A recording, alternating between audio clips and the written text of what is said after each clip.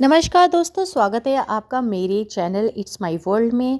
आज हम बात करेंगे उस खास चीज़ की जो कि मैं तुलसी में डाल रही हूँ, उसको सर्दियों में पीला पड़ने और मुरझाने से बचाने के लिए। जैसे कि हम सभी जानते हैं कि सर्दियों में सबसे पहला जो इफ़ेक्ट पड़ता है वो हमारी तुलसी जी पे पड़ता है। तुलसी जी एक ऐसा पौधा है जो हम सभी भारतीयों के घर में होता ही है मोस्टली, और ये हमारी मेडिसिनली और स्पिरिचुअली हम इसको पूजते हैं और इसे अपने खाने में यूज़ भी करते हैं।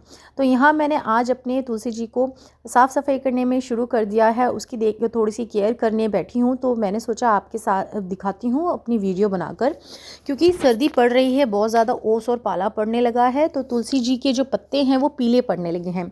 तो इसकी मिट्टी को गर्म रखने के लिए मैंने यहाँ पर कुछ गत्ते के टुकड़े लिए हैं, और उनको मल्चिंग भी कह सकते हैं आप उनको, ठंडी ना हो ताकि मेरी जो तुलसी जी की जो ज़मीन है, ऐसा आप भी कर सकते हैं। हाँ, आप घास फूस पत्तों से भी कर सकते हैं, या फिर आप इसे ऊपर से ढक कर भी इसको ओस या पाले से बचा सकते हैं। यहाँ पर सबसे पहले जो काम हमने करना है आज अपनी तुलसी जी के लिए, वो है इसकी जो प्रूनिंग करनी है, यानी कि हमने जो उनके ऊपर के से जो मंजरियाँ हैं उनको तोड़ना है, ज़रूरी है। जैसे कि हम ये सभी जानते हैं कि मंजरी आते ही तुलसी जी जो है वो ग्रो करना छोड़ देती हैं और सिर्फ मंजरी बनाने का काम शुरू करने लगती हैं, यानी कि बीज बनाने का काम शुरू करने लगती हैं। तो हमने इसे तोड़ देना है ताकि जो इसकी पत्तियाँ हैं उनमें उसकी ग्रोथ हो, ज़्यादा पत्तियाँ बड़ी बने। तो यहाँ आप देख ही रहे हैं मेरी जो पत्तियाँ छोटी छोटी सी हो गई हैं सर्दियों के कारण। तो मैंने इसकी थोड़ी सी सॉफ्ट प्रूनिंग भी की है कैंची से, जैसे कि आप देख ही रहे हैं। सर्दियों में जो तुलसी जी की केयर करना इतना ज़रूरी हो जाता है, क्योंकि हमें सर्दियों में ही तुलसी की चाय या अपने काढ़ा बना के पीते हैं, तो इसका बचाना बहुत ज़रूरी है। अगर आपने तुलसी जी की केयर करनी है, इसमें इसे जितने टाइम की भी धूप आपको मिल रही है उतनी देर तक आप धूप में रखिए। साथ ही साथ ये ज़रूर ध्यान रखिए कि हमें इसे शेड एरिया में रखना है, यानी कि ऊपर से इसके छत या कोई शेड होनी चाहिए। और यहाँ पे देखिए मैंने इसकी थोड़ी सी कटिंग की है। ये कैंची सिर्फ मैं तुलसी जी के लिए ही यूज़ करती हूँ और कहीं यूज़ नहीं करती हूँ। तो यहाँ मैंने इसकी कटिंग भी करी है, छोटी छोटी सी आपको करके दिखा रही हूँ।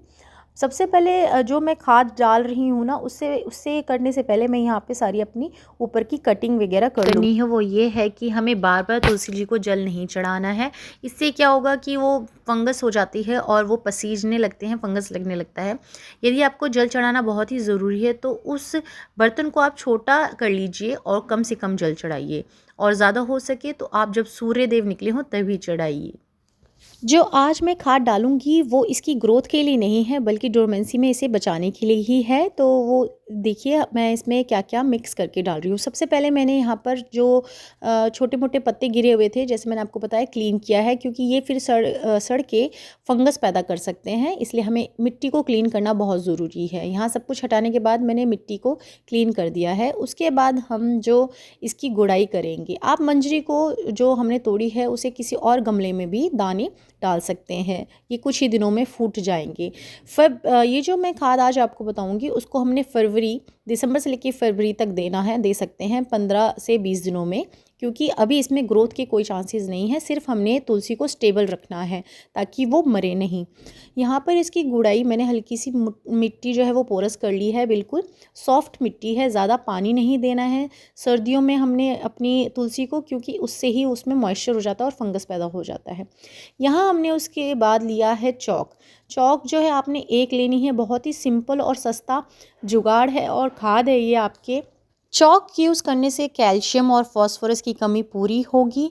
ये पौधों के लिए बहुत ज़रूरी हो जाती है सर्दियों में भी, और टाइम टू टाइम भी आप फ्लावरिंग वाले या लीफी वाले जितने भी आपके प्लांट्स हैं आप उनमें दे सकते हैं, उनके गमले के हिसाब से। यहाँ मैंने एक ही चॉक ली है। उसके बाद ली है मैंने नीम खली। नीम खली भी आप अपने सभी प्लांट्स में डाल सकते हैं तुलसी के साथ साथ। ये मैंने थोड़ा थोड़ा आपको करके दिखाया, क्योंकि कुछ दिन पहले ही मैंने ये सारा मिक्सचर जो है खाद का बनाकर डाला हुआ है। आपको दिखाने के लिए मैंने ये यहाँ पे दोबारा से इसे बनाया है। नीम खली भी आप अपने गमले के हिसाब से 1 से 2 चम्मच ले सकते हैं, क्योंकि इस टाइम फंगस लगने के बहुत से चांसेस होते हैं। नीम खली, और हमने यहाँ पे हल्दी भी ली है, वो भी आपकी इंसेक्टिसाइड्स के लिए है। हल्दी हमें टाइम टू टाइम अपने तुलसी तुलसी में ज़रूर डालनी चाहिए।